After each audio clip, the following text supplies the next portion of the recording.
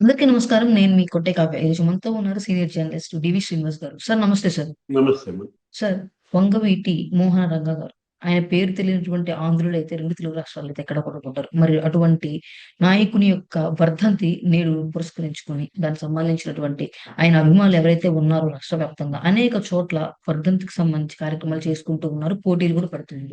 ఈ నేపథ్యంలోనే మచిలీపట్నం కేంద్రంగా చేసుకొని అటు పేర్ని నాని అనుచరులైతే కావచ్చు వైసీపీలో, ఇటు టీడీపీ నేతలైతే కావచ్చు మేమంటే మేమంటూ వాళ్ళ యొక్క అభిమానాన్ని వ్యక్తపరుస్తున్నటువంటి సమయంలో కూటమి ప్రభుత్వం తమల్ని ఇబ్బంది పెడుతుంది. తమల్ని కనీసం ఇటువంటి కార్యక్రమాలు కూడా చేసుకోనివ్వట్లేదని చెప్పని పోలీసులపై పేర్ని నాని అయితే ఆగ్రహం వ్యక్తం చేస్తున్నారు.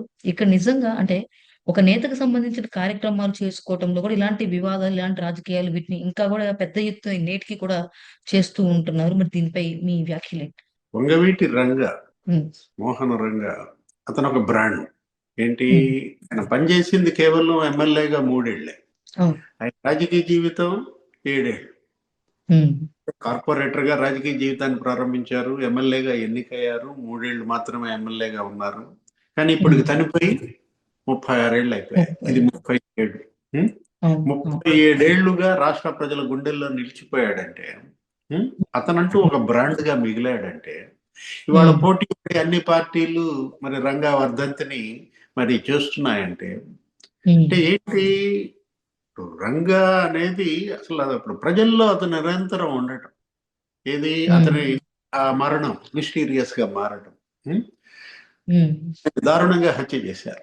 ఉం? హ్మ్. ఇప్పుడు విజయవాడ ఈస్ట్ ఎమ్మెల్యేగా ఉన్నటువంటి మోహన రంగారావు, ఆ హ్మ్. తర్వాత అంటే వాళ్ళ అన్న రాధ, లేకపోతే రంగ, వాళ్ళపైన రౌడీ ముద్రలు ఉండొచ్చు, లేదు దేవినేని రాజశేఖర్, అదే దేవినేని నెహ్రూ, ఈ అవినాశాల హ్మ్. విద్యార్థి సంఘం నుంచి వీళ్ళు వచ్చిన దీంట్లో విద్యార్థులతో హ్మ్. అప్పట్లో ఉద్యమాలు, వీళ్ళు విద్యార్థులకి ఒక యూనియన్స్ ఉండేవి. ఏది మాకు హ్మ్. అక్కడ విజయవాడలో మొత్తం ఆ ప్రాంతంలో కోస్తాలో, హ్మ్. అంటే హ్మ్. ఇప్పుడు యుఐ అని, యుఎన్ఓ అని, united hmm. Independence versus UNO, united nations organization గా ఉండేది. అంటే హ్మ్. ఒకటి ఆ యుఐ యుఎన్ఓ ఏ విధంగా అయితే యుఎస్ఓ, యునైటెడ్ స్టూడెంట్స్ హ్మ్. ఆర్గనైజేషన్ రైవల్రీ ఒక బాగా పోటాపోటీగా ఉండేది కాలేజీ హ్మ్. ఎన్నికల్లో కూడా. ఉం? అట్లా వాళ్ళ రాజకీయాలు ప్రారంభమయ్యాయి. కాకపోతే ప్రజల్ని ఎప్పుడు వదిలేదు. నాయకుడు తెలుసుకోవాల్సింది కూడా, ఇప్పుడు రంగా పిల్లలు తెలుసుకోవాల్సింది కూడా అదే. ఇవాళ మరి వంగవీటి రాధాకృష్ణ, ఇది ఆయన హ్మ్. కొడుకు, ఆయన కూడా ఒకసారి ఎమ్మెల్యేగా చేశారు. తర్వాత 4-5 పార్టీలు మారారు. ఇది హ్మ్. రాధా చేసిన తప్పటడుగులు కావచ్చు, లేదు ఆయన్ని తొక్కేయటం కావచ్చు. ఏది, ఓకే. ప్రజారాజ్యం పార్టీలో చేరాడు. ప్రజారాజ్యం పార్టీలో ఎమ్మెల్యే క్యాండిడేట్ గా అతను పోటీ చేశాడు. హ్మ్. విజయవాడ సెంట్రల్ నుంచి ఏమో పోటీ చేస్తే, ఆ రోజు ఎవరు, రాజశేఖర రెడ్డి ముఖ్యమంత్రిగా ఉన్నాడు. హ్మ్. మరి అతను ఓటమికి అతను ఏ విధంగా పనిచేశాడో జనం అందరికి తెలుసు. విజయవాడలో ఎవరిని అడిగినా చెప్తారు. మల్లాది విష్ణు ఓకే. గెలిచాడు. హ్మ్. ఎంత, మల్లాది విష్ణు కేవలం ఒక 890 ఏమో ఓట్లతో గెలిచాడు. జస్ట్ ఒడ్డున పడ్డాడు అంటే ఆ పార్టీ రోజు. ఏదైనా గాని సార్ నేటికి కూడా రంగా గారి పేరు లేకుండా విజయవాడకి సంబంధించి కావచ్చు, కృష్ణా జిల్లా రాజకీయాల్లో ఎక్కడైనా సరే ఓటుకు సంబంధించి ఎవరు కూడా అంటే ప్రజల దగ్గరికి వెళ్ళినప్పుడు ఆయన పేరు ప్రస్తావించకుండా అయితే ఉండదు. మరి ఈ నేపథ్యంలోనే ఆయన కొడుకు రాధా గారు టీడీపీలో ప్రస్తుతం ఉన్నారు. ఇక కూతురైనటువంటి ఆశా గారు కూడా రాజకీయ అరంగేట్రం చేయబోతున్నారు అంటూ విశాఖ వేదికగా రంగానాడు కార్యక్రమం నిర్వహించబోతున్నారు అంటూ మరి పెద్ద ఎత్తున వార్తలు, పోస్టర్లు దానికి సంబంధించి కూడా రిలీజ్ చేయడం అయితే జరిగింది. ఒకవేళ నిజంగా వాళ్ళ అదే ఉద్దేశంతో కనుక ఉంటే ఎటువంటి పరిణామాలు మన రాష్ట్రంలో చోటు చేసుకోబోతుంటాయి సార్? అంటే అభిమానం, ప్రజల హ్మ్. గుండెల్లో ఆ కుటుంబం పట్ల ఉన్నటువంటి అభిమానం, దాన్ని సొమ్ము చేసుకోవడానికి అనేక పార్టీలు కూడా ప్రయత్నిస్తుంటాయి. అది సహజం. ఏది, ఇప్పుడు హ్మ్. రాధ తెలుగుదేశం పార్టీలో ఉన్నారు, హ్మ్. తనేంటాడు ప్రజారాజ్యంలో చేరాడు, తర్వాత వైఎస్ఆర్ కాంగ్రెస్ పార్టీలో చేరాడు, ఇప్పుడు హ్మ్. తెలుగుదేశం పార్టీ. అవును. కొంచెం ఒకటి ఇక్కడ ఏది, హ్మ్. రంగా కుటుంబం పట్ల అసూయ. హ్మ్. ఏది, రాజశేఖర రెడ్డి కుటుంబానికి అప్పట్లో ఆయన హత్య జరిగిన దీంట్లో హ్మ్. కూడా హ్మ్. అనేక అనుమానాలు. ఎవరు హ్మ్. చంపించారు ఏంటి, అది కాస్త తెలుగుదేశం పైన పడింది. హ్మ్. అప్పట్లో అల్లర్లు చెలరేగాయి, చాలా మంది చనిపోయారు. విజయవాడ అసలు హ్మ్. ఒక రకంగా అగ్ని గుండం అయింది ఆ టైంలో ఆయన హ్మ్. చనిపోయినప్పుడు. ఉం? హ్మ్. ఆ తర్వాత మరి కొడుకు ఎక్కువచ్చారు. హ్మ్. రత్నకుమారి కూడా ఎమ్మెల్యేగా పనిచేశారు. ఇది ఇప్పుడు మీరు చెప్పినటువంటి ఈ రాధ ఆశ వాళ్ళ తల్లి రత్నకుమారి కూడా ఎమ్మెల్యేగా పనిచేశారు. అంటే ఓకే. తండ్రి ఎమ్మెల్యేగా, తల్లి ఎమ్మెల్యేగా, కొడుకు ఎమ్మెల్యేగా 3 తరాలు ప్రాతినిధ్యం వహించి శాసనసభకు అన్నమాట. ఇప్పుడు కూతురు వచ్చింది వంగవీటి ఆశాకరణ్. ఆమె ఏంటి, ఆమెకి ఏమైనా రాజకీయాల పట్ల అభిలాష ఉందో లేదో మనకి తర్వాత కాలంలో తెలుస్తుంది. ఇప్పటి వరకు ఆమె పలానా పార్టీలో చేరుతున్నానని కానీ ఏమీ ప్రకటన రాలేదు. తనేంటి రాధ రంగ మిత్ర మండలిని నేను బలోపేతం చేస్తానని ఈ రోజు కూడా మాట్లాడింది. మీరేంటంటే ఒక చోట పాల్గొంటున్నారు, మీ అన్న ఇంకో చోట పాల్గొంటున్నారు, అన్న చెల్లి కలిసి పాల్గొనరా అని కూడా అన్నారు. అంటే ఆయన ఆల్రెడీ ప్రీఫిక్స్డ్ ప్రోగ్రామ్స్ కొన్ని విగ్రహావిష్కరణలు అన్న చేస్తున్నాడు. అవి కనుక ముందు కంప్లీట్ అయితే రంగనాడు కార్యక్రమంలో కూడా ఆయన పాల్గొంటాడనో ఏదో చెప్పింది. ఓకే. ఇప్పుడు లేని సో విభేదాలు ఎటువంటి విభేదాలు అయితే లేవు. క్లారిటీ. లేని విభేదాలు సృష్టించి వాళ్ళ మధ్య ఏదో ఎడం తీసుకొచ్చి ఇప్పుడు పార్టీలకు దూరం చేద్దామనో పార్టీలని ఆకర్షిద్దామనో ఇది సహజ, ఇది రాజకీయం. అది తప్పు అసలు యాక్చువల్ గా. ఒకటి రంగనాడు ఇవాళ మరి విశాఖపట్నం దగ్గరలో ఏదో భారీగా జరగటానికి ఏర్పాట్లు జరుగుతున్నాయి. అప్పుడు కాపునాడు గుర్తొచ్చు. అవును సార్. అప్పట్లో జరిగినటువంటి కాపునాడు అసలు మామూలు సెన్సేషన్ అన్నమాట. ఏది అక్కడ కృష్ణ ఇసుక తిన్నెల పైన పెట్టిన దాంట్లో విపరీతంగా జనం వచ్చి పడ్డారు.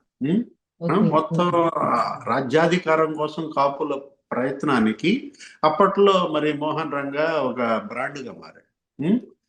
ఆయన మరి దురదృష్టవశాత్తు ఆయన్ని చంపేశారు.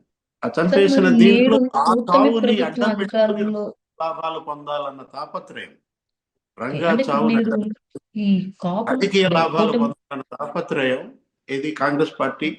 అప్పుడు ఎమర్జీ అయిన నాయకులే వీళ్ళందరూ కూడా. ఇది ముద్రగడ పద్మనాభం, లేకపోతే శివశంకర్. ముద్రగడ పద్మనాభం గారు గతంలో జనతా పార్టీ ఎమ్మెల్యేగా ఉన్నారు. 78 నుంచి ఆయన రాజకీయం. ఆ తర్వాత ఆయన అసలు కాపులకు ప్రవేశం లేదని బోర్డు పెట్టాడు. ఆయన మంత్రిగా ఉంటూ ఏది ఆయన ఛాంబర్ బయట ఏమైనా ఉండేది, కాపులకు ప్రవేశం లేదని బోర్డు ఉండేది. అందరు నవ్వుకునేవాళ్ళు.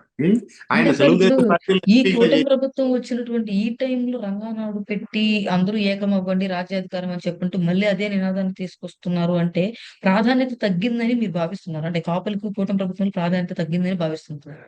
కాపులకి కూటమి ప్రభుత్వం ప్రాధాన్యత తగ్గిందని పవన్ కళ్యాణ్ డిప్యూటీ సీఎం పదవి చెప్తోందా?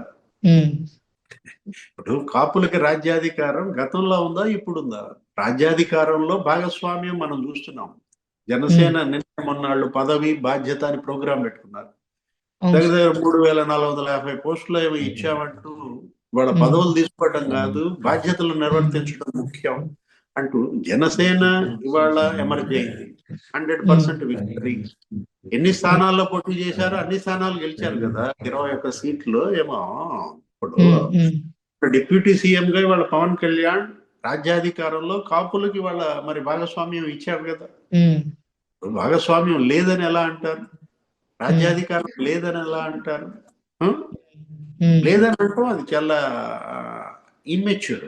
ఇది ఇప్పుడు గతంలో మనం చూసాం, ఏదో కాపులు ఎమ్మెల్యేలుగా గెలిచేవాళ్ళు, మంత్రులుగా గెలిచేవారే తప్ప అప్పట్లో తెలుగుదేశం పార్టీ 2014-19 మధ్య నిమ్మకాయల చినరాజప్ప కూడా డిప్యూటీ సీఎం గా ఉన్నారు. అప్పుడు ఉప ముఖ్యమంత్రి పదవి అప్పుడు తెలుగుదేశం పార్టీయే ఇచ్చింది, డిప్యూటీ సీఎం గా ఉన్నారు. కానీ అప్పటి డిప్యూటీ సీఎం పనితీరు ఎలా ఉంది, ఇప్పుడు పవన్ కళ్యాణ్ పనితీరు ఎలా ఉంది, అధికారంలో భాగస్వామ్యం చినరాజప్ప టైంలో ఎలా ఉంది, ఇప్పుడు ఎలా ఉంది? ఈయన కూడా ఇచ్చారు కదా. ఎవరు ఆయన ఒక 4-5 ఇచ్చారు డిప్యూటీ సీఎంలు. జగన్మోహన్ రెడ్డి పుష్ప శ్రీవాణి దగ్గర నుంచి నారాయణ స్వామి దగ్గర నుంచి కులానికి ఒక డిప్యూటీ సీఎం ఇచ్చారు. కానీ మరి డిప్యూటీ సీఎంలు అంటే 6వ వేలు, 6th ఫింగర్ అనేటటువంటి చెడ్డ పేరు, లేకపోతే అసలు అదొక అలంకారం అయిపోయిన దీంట్లో ఈ రోజు పవన్ కళ్యాణ్ డిప్యూటీ సీఎం గా పనితీరు ఎలా ఉంది, విధాన నిర్ణయంలో ఆయన ప్రమేయం ఎలా ఉంది? మీరు నిన్న కూడా చూశారు కదా, ఆయన ఎవరో మరి విచారణ జరపమని ఒక డిఎస్పీ మీద ఆదేశించాడు జయసూర్య. ఇప్పుడు ఎక్కడున్నాడు జయసూర్య? బదిలీ చేశారు. జయసూర్య మీద చర్యలు తీసుకున్నారా లేదా? అంటే ఏంటి, పవన్ కళ్యాణ్ ఇవాళ మరి శాసిస్తున్నాడు, కూటమి చేస్తోందా? అంటే ఒకవేళ చర్యలు తీసుకోవడం అంటే సస్పెండ్ చేయడం కింద వస్తుంది కదా సార్. బదిలీ చేయడం అనేది ఒక పోలీసు విధి నిర్వహణలో ఒక భాగం, అంతే కదా. బదిలీ సస్పెన్షన్, ఉమ్, మూడు ఒకటే శిక్ష అన్నాడు ఇప్పుడే ప్రవీణ్ ప్రకాష్. ఓకే. ఇప్పుడే ఇప్పుడు ఐఏఎస్ ప్రవీణ్ ప్రకాష్ నువ్వేదో నన్ను కన్ఫ్యూజ్ చేయాలని చూస్తున్నావు, నన్ను ఎక్కడో ఇరికిచ్చి లేదు మంచి పాయింట్ లాగాలని చూస్తున్నావు. ఇప్పుడు అదేం లేదు సార్, జస్ట్ ఒక ఆర్టికల్ చెప్తాను. ప్రవీణ్ ప్రకాష్ వీడియో ఇప్పుడే చూసా నీతో మాట్లాడబోయే ముందు. ఏమని చెప్పాడు ఆయన? ఓకే. ఐఏఎస్ లైనా ఐపీఎస్ లైనా బదిలీ చేసి పోస్టింగ్ ఇవ్వకుండా విఆర్ఎస్ లో పెట్టినట్టే కదమ్మా. ఇప్పుడు ఓకే. ఇవాళ ఏంటి, హెడ్ క్వార్టర్స్ లో రిపోర్ట్ చేయమన్నారు, పోస్టింగ్ ఇస్తారో తెలీదు ఇవ్వరో తెలీదు, గాలిలో ఎలాడాలి. అసలు ఇది ఇంకా భయంకర స్థితి. ఏది విఆర్ఎస్ వెళ్ళడం అనేది అటు అసలు మరి ఇలాంటి పరిస్థితుల్లో వాళ్ళ పవన్ కళ్యాణ్ కాపులకు రాజ్యాధికారంలో భాగస్వామ్యం కల్పించాడు. బ్రహ్మాండంగా కూటమి, అటు తెలుగుదేశం పార్టీ, ఇటు జనసేన, బీజేపీ. ఇప్పుడు మనం చూసాం నరేంద్ర మోడీ, అసలు ప్రధాని మోడీయే కాపులకి ఎంత ప్రాధాన్యత ఇచ్చారమ్మా. ఆ రోజు ప్రమాణ స్వీకారోత్సవ సభలో ప్రధాని మోడీ ఏమన్నా చంద్రబాబుని లోకేష్ ని అటు ఇటు పెట్టుకుని ఫోటో దిగాడా? లేదు లేదు. ఇప్పుడు ఆ రోజు తెలుగుదేశం పార్టీ ముఖ్యమంత్రిగా చంద్రబాబు ఉన్నారు, మంత్రిగా లోకేష్ ఉన్నారు, తండ్రి కొడుకులు చెరోకేపు పెట్టుకుని ఫోటో దిగచ్చు కదా. కానీ ఎక్కడో వెనకాల పక్కన ఎక్కడో కూర్చున్నటువంటి మెగాస్టార్ ఎవరైనా చిరంజీవి కేంద్ర మంత్రిగా పనిచేశారు, మరి ప్రజారాజ్యం పార్టీ పెట్టారు. ఆయన్ని పిలిపించి ఏది పవన్ కళ్యాణ్ మీ అన్న ఎక్కడ పిలువు అని చిరంజీవిని పిలిపించి చిరంజీవిని పవన్ కళ్యాణ్ అటొక ఏపు ఇటొక ఏపు పెట్టుకుని ఫోటో దిగాడు. అంటే మెగా బ్రదర్స్ లో ఇవాళ ముగ్గురు కాదనమాట, 5గురు అయిపోయారు. ఏది మనకు తెలిసిన మెగా బ్రదర్స్ ముగ్గురే, చిరంజీవి, నాగబాబు, పవన్ కళ్యాణ్. అట్లాంటిది మోడీయే ఇవాళ మెగా బ్రదర్స్ కి పెద్దన్న, చంద్రబాబు మెగా బ్రదర్స్ కి వాళ్ళ చిన్నన్న. మనం తీసుకున్నట్లయితే అటు ఒకటి దాన్ని చూసి అసూయతో రగిలిపోవడము, లేకపోతే ఏదో రకంగా ఆ ఐక్యతని విచ్ఛిన్నం చేయాలని కుట్రలు కనుక చేస్తే ఏం జరుగుద్దామా? కుట్ర ఎవరు చేసినా కుట్రదారే నాశనం అవుతాడు, అంతే తప్ప ఐక్యత నాశనం కాదనమాట. వీళ్ళు ఇంకా ఎంత కుట్రలు చేస్తే వాళ్ళు ఇంకా ఎక్కువ ఐక్యంగా ఉంటారు, ఐక్యత పెరుగుద్ది అనమాట. సో ఏదేమైనప్పటికీ ఈ రంగానాడు నుంచి ఏమన్నా ప్రతిపాదనలు వచ్చినా కూడా వాటి మీద తగిన విధంగా పరిష్కరించేగా కూటమి ఇప్పుడు ముందుంటుందంట. ఇప్పుడు కాపులే కూటమి రాజ్యాధికారంలో ఇవాళ ప్రధాన పాత్ర పోషిస్తున్నారు. ఈ గెలుపుకి వాళ్లే కారణం. ఏదో రకంగా ఈ కాపుల్ని ఈ కూటమికి దూరం చేయాలి అని మాత్రం విశ్వ ప్రయత్నాలు చేస్తున్నారు. ఎక్కడో దాగేస్తున్నారు. పివి సునీల్ కుమార్ కూడా మాట్లాడాడు కదా. పివి సునీల్ కుమార్ మాట్లాడాడు, కాపులు దళితులు ఏకం కావాలి, మనం ఎంత పర్సెంట్ ఉన్నాం వాళ్ళు అంత పర్సెంట్ ఉన్నారు, మీరు సీఎం తీసుకోండి, మీరు డిప్యూటీ సీఎం తీసుకోండి. హర్ష కుమార్ అన్న, జడా శ్రావణ్ కుమార్ అన్న, సునీల్ కుమార్ అన్న, లేకపోతే ఇంకా వరుస పెట్టి కుమార్ల పేర్లని చదివాడు కదా, వాళ్ళలో ఎవరో ఒకరికి డిప్యూటీ సీఎం చేయండి. నిన్న కూడా మాట్లాడుతూ సునీల్ కుమార్ ఏమంటున్నాడు, రంగనాడు విజయవంతం చేయండి. మరి బహుశా రంగనాడులో సునీల్ కుమార్ కూడా పాల్గొంటాడేమో. ఒకటి అసలు ఆయన మరీ చిత్రంగా మొన్న ఒక వీడియోలో ఏమైనా మాట్లాడాడు, గుంటూరు సూపర్నెంట్ కాపు సోదరి అంటాడు. ఎవరు? ప్రభావతి గారిని ఉద్దేశించి. అంటే ఏంటి, రఘురామకృష్ణరాజుని మరి దూరం చేద్దామనా ఈ కులాలకి, లేదు అసలు తెలుగుదేశం పార్టీని దూరం చేద్దామనా?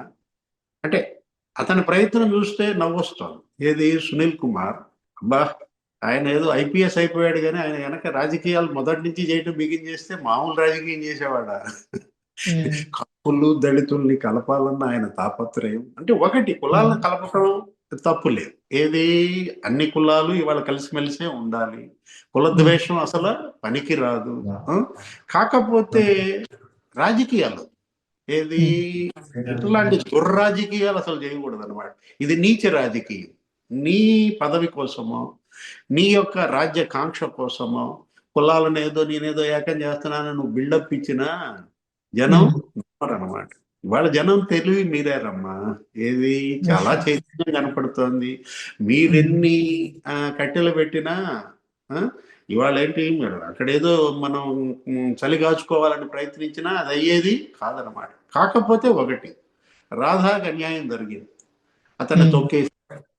ఏది అతని రాధాకృష్ణ అతని వాళ్ళ మరి రంగా కొడుగ్గా ఎప్పుడో అతను చిరస్థాయిగా నిలబడిపోవాల్సినాడు, అసలు వరుస పెట్టి గెలవాల్సినాడు, మంత్రి పదవులు చేయాల్సినాడు. అతనికి రావాల్సినంత పేరు, రావాల్సినంత క్రేజ్ ఇంకా రాలే. ఇది రాజకీయంగా పదవులు పరంగా ప్రజల్లో ఉంది. అట్లాగే ఇప్పుడు ఆశా కిరణ్ ఏది ఆయన కూతురు, ఇవాళ కొడుకు కూతురు రాజకీయంగా ఎదిగితే మరి ఆయన ఆత్మ కూడా శాంతిస్తుంది.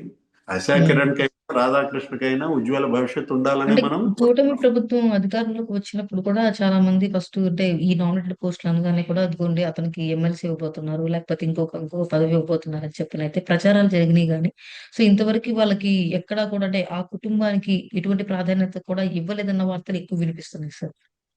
అంటే వాళ్ళు ప్రజానాయకులు, వాళ్ళు ఏంటి ప్రజాక్షేత్రంలో గెలిచే నాయకులు.